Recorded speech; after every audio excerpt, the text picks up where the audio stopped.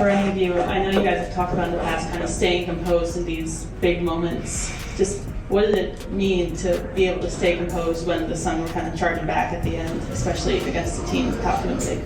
I think that we had a lot of experience. Yeah, it hurt a little bit. I would say it's definitely up there with one of the most physical games I've played so far, but that's you're going to get that from them when you come into this game. That's just how they are. They're a physical team. What happens when your team loses 6 players in the middle of a playoff race, but one unexpected star suddenly explodes with the best game of her career? That's exactly what happened with Lexie Hull and the Indiana Fever. In a season filled with injuries, frustration, and doubts about coaching, Lexie gave fans a reason to believe. But the story doesn't end there, because just as she was lighting it up, the team's problems reached a breaking point. Tonight, we're breaking down Hull's career night, the Fever's mounting crisis, and the bigger question fans can't stop asking: is this team sinking because of injuries or because of coaching? Lexie Hull came into this game without much fanfare. She's usually a role player, someone who cuts hard, spaces the floor, and gives hustle minutes. But against the Minnesota Lynx, she transformed into the heartbeat of the entire team. She dropped a career-high 23 points in nearly 37 minutes, shooting 9 of 16 from the field and 4 of 7 from deep. From the opening tip, she played like someone who wanted to make a statement. Her early threes didn't just drop. They sliced through the net with confidence. Her backdoor cuts caught Minnesota off guard. Her hustle created extra possessions, and by halftime, she already had 18 points. This wasn't garbage time production. These were buckets when the game was still alive, when Indiana desperately needed offense. For the first time in weeks, Fever fans were watching a team that looked energized, fearless, and ready to fight. And Hull wasn't just scoring, she was setting a tone. She attacked aggressively, didn't hesitate to shoot, and forced defenders to chase her all over the court. For a player who had sometimes seemed hesitant in the past, this was a complete shift in mindset. But while Hull was thriving, the rest of the Fever were falling apart. Injuries have absolutely gutted this roster. Before this game even started, Indiana was already without Caitlin Clark, who's been sidelined since mid-July with a groin injury. Sophie Cunningham tore her MCL and needed surgery. Sydney Coulson went down with an ACL tear. Ari McDonald was shut down with a foot issue. That's already 4 rotation players gone. And then came this game. Chloe Beebe was held out with knee soreness after warm-ups. Later, Odyssey Sims left in the 4th quarter and never returned. Suddenly, that's 6 regular players missing, and the Fever had to scramble with hardship contracts and young guards playing out of position. Think about that.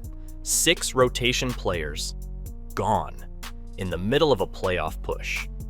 What should be a promising season with Clark, Boston, and Mitchell leading the way has turned into a survival test. This wasn't just bad luck. It was like watching a roster collapse in real time. And it left Hull as the only true wing standing, forced to take on a role far bigger than usual. After her career night, Hull didn't try to sugarcoat anything. She admitted she had to come in with a different mindset, more aggressive, more confident, because, in her words, we're missing people, so everyone's got to do a little bit extra. That honesty hit home. This wasn't a rehearsed answer. It was the truth of a team that's been running on fumes. She credited her teammates for finding her on cuts, but she made it clear. She wasn't waiting for the game to come to her. She was going to hunt her shots. Head coach Stephanie White echoed it too, saying Hull was finally playing with the kind of aggressiveness they need. For once, a Fever player didn't just fill a role.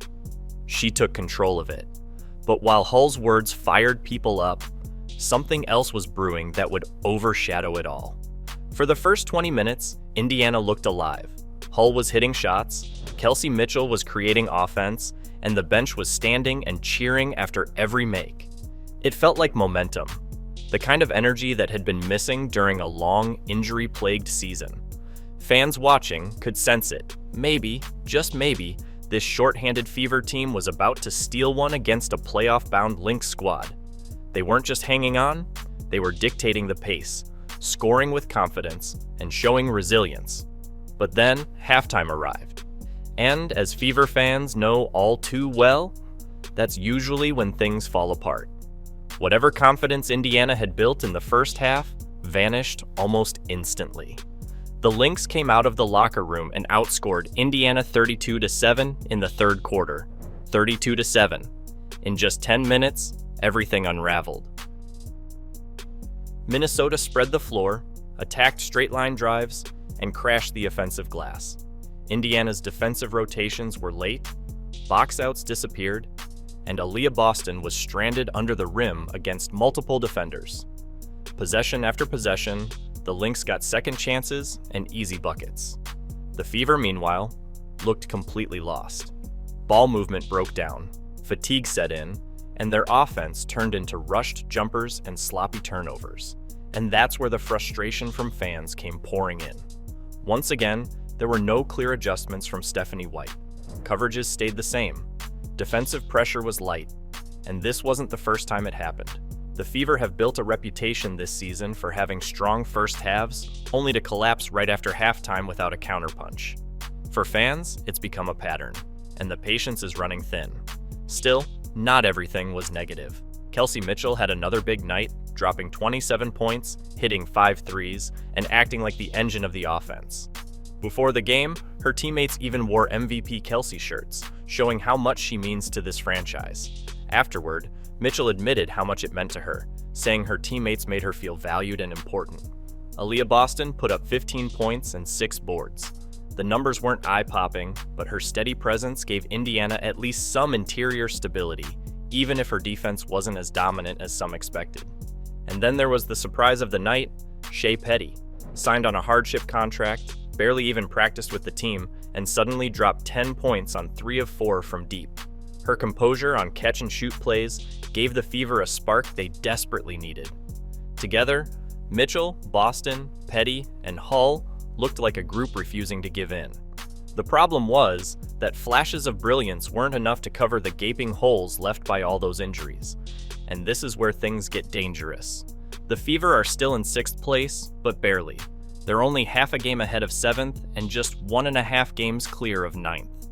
That's the danger zone. Every loss chips away at their playoff chances, and their margin for error is almost gone.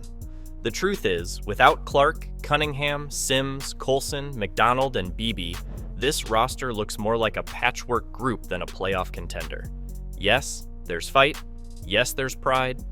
But you don't win playoff races on pride alone, which means every game from here on out feels like a must-win. And that brings us back to the debate. Is this collapse on the coach, who hasn't been able to adjust when opponents shift gears? Or is it unfair to judge when the roster is so broken by injuries that no amount of strategy can fix it? For now, the silver lining is Lexie Hull. Her career night didn't just fill up the box score. It showed what she could be if given the chance. It gave fans a glimpse of a deeper roster that might emerge when everyone's healthy. The question is whether Indiana can hang on long enough to see that future. So now I want to hear from you. Do you think the Fever's struggles are about coaching, or is it just the injury curse? And do you believe Lexie Hull deserves a bigger role going forward? Drop your take below. And if you're backing Lexie, make sure you comment Lexie Show. Don't forget to like, subscribe, and hit that notification bell so you never miss the latest Fever updates. Because with this season hanging by a thread, every game is going to matter.